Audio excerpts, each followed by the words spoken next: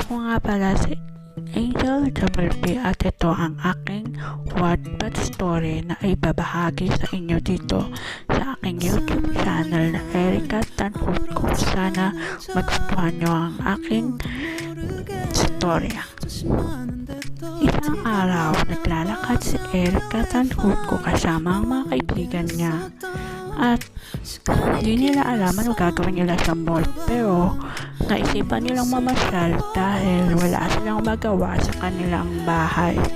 Kaya eto sila ngayon. At eto, pakinggan nyo ang kanilang kwento. Bago ko pa pala ibahagi sa inyo ang aking kwento, ay magpapakilala muna ako sa inyo. Hi, I am Erica Tanhutko. My BFFs call me Erica. Malambing akong tao, mabait at friendly. Siyempre maganda at sexy, lalo na cute ako. Habang naglalakad kami sa mall, ay naisipan ko itanong kay Kim dahil hindi ko mawari ang sinabi ng aking ate sa isang bagay. Habang naghihintay kami kay Plessy at Elaine, ay nagpatingin-tingin kami sa mga paligid at biglang kumulo ang aming mga tiyan sa sobrang tagal ng aming mga kaibigan ay nagutom na kaming dalawa ni Kim. Ang tagal naman nila Kim, kaya tagal naman nila Plessy, kaya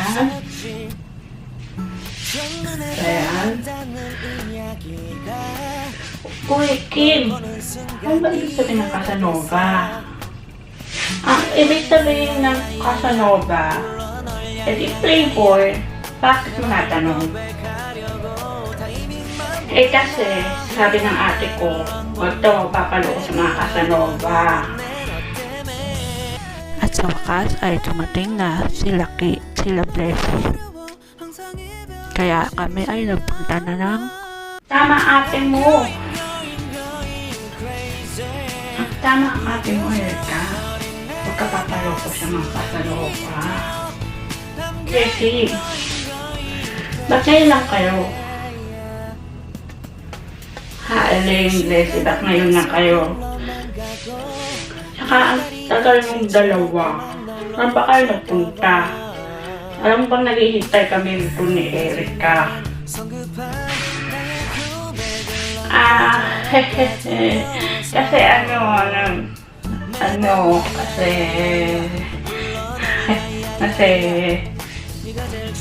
alam ko na sa maraming boys, no? Ayaw na naman kayo, ito na lang kayo punta sa maraming boys.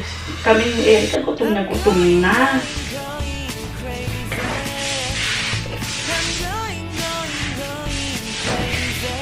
Hay naku, halika na kayo. Punta na tayo sa Bonchon at gutom na kami ni Erica. Po kayo boys. Ng restaurant para kumain dahil nagugutom na kami dalawa ni Kim sa sobrang tagal nilang pumunta. Habang naglalakad kami sa papuntang Bonchon, ay may nakabangga akong lalaki. Alam nyo ba, sobrang nakakainis ang lalaki kasi ang yabang niya at mukha siyang playboy at o yung tinatawag na Casanova. Okay, sige, punta na tayo.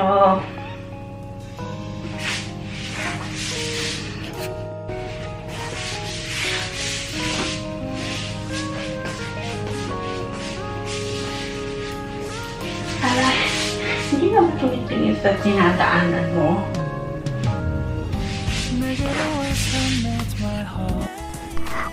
Ako nga po pala si Ken at napag-isipan kong mag-mall kasama mga barkada ko. Habang naglalakad ako sa mall, dahil sabi ng mga barkada ko marami akong magagandang chicks doon sa mall. Madaming chicks dito sa mall. Makapalibot nga, haha. Habang naglalakad papuntang Bonchon, ay may nakasalubong ako o nakabanggang babae. Ang ganda niya, Sobrang sexy at cute pa niya. 갑자기 내게 나타났던 너난 아무 말도 할 수가 없었지 Ay, hindi naman sumisingit sa sinadaanan mo. 이야기가 널 보는 순간 이해가 됐어 매번 야야야야야 Sorry miss 내 맘을 고백 Hi miss, ang ganda mo naman. 그런 나를 엿보며 왜 그러냐고 Wow, ang taray naman niya. Pero okay lang, ganda naman siya eh. Try ko kaya ng pormahan. Hahaha. 갑자기 내게 나타났던 너 Che, tara na nga. Girls, tara na nga girls. 첫눈에 반한다는 이야기가 Hanggang dito ba naman dinig ko sila? Pero nakakatuwa naman silang mag-usap. Hahaha. 그런 나를 엿보며 왜 그러냐고 묻네 너 Wow, ang lakas ng trip nun ha. I'm going crazy I'm going Erika, gano'n ang Casanova? Ah, okay. I'm going crazy Kaso ang pungit naman. Di bale sa susunod magkikita pa kami. Sa tingin nyo, Ishward, ano mangyayari kay Erika at Ken sa mga susunod na kabanata ng kanilang istorya? Abangan nyo sa susunod na kabanata.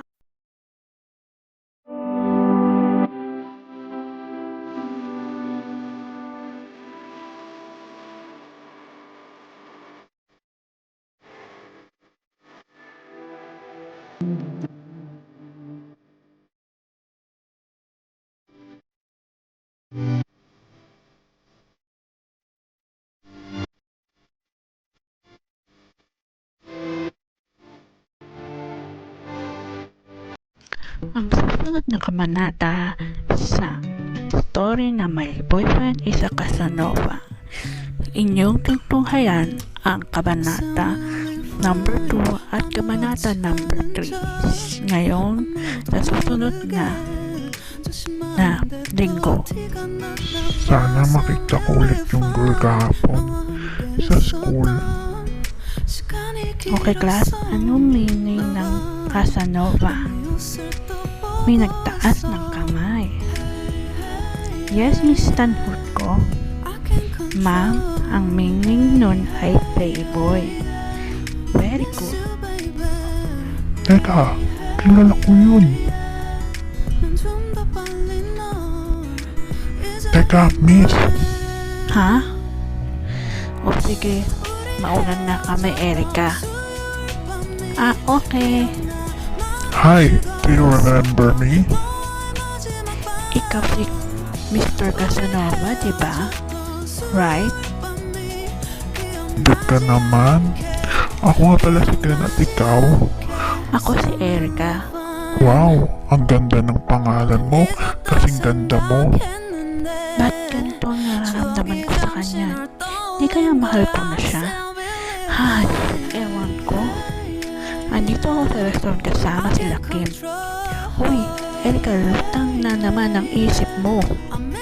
Ha? Ako? Sorry, medyo lutang ang isip ko ngayon. Ah, alam ko na. Siguro in love ka na sa Mr. Casanova. Nakaklase natin. Wait, Erika, ha? Pwede ba kitang ligawan? Ha? Pwede naman kaso will do everything for you. Tama po at mapatunayan ko sa'yo na hindi ako Casanova. Okay. Habang papunta ako sa classroom namin, I love you, Erika, Tanhut ko. Nakasulat sa blackboard namin. No. Maghihintay ako ng panghabang buhay hanggang mapasagot kita, Erika. Alam mo, ikaw lang ang tinitibok ng puso ko.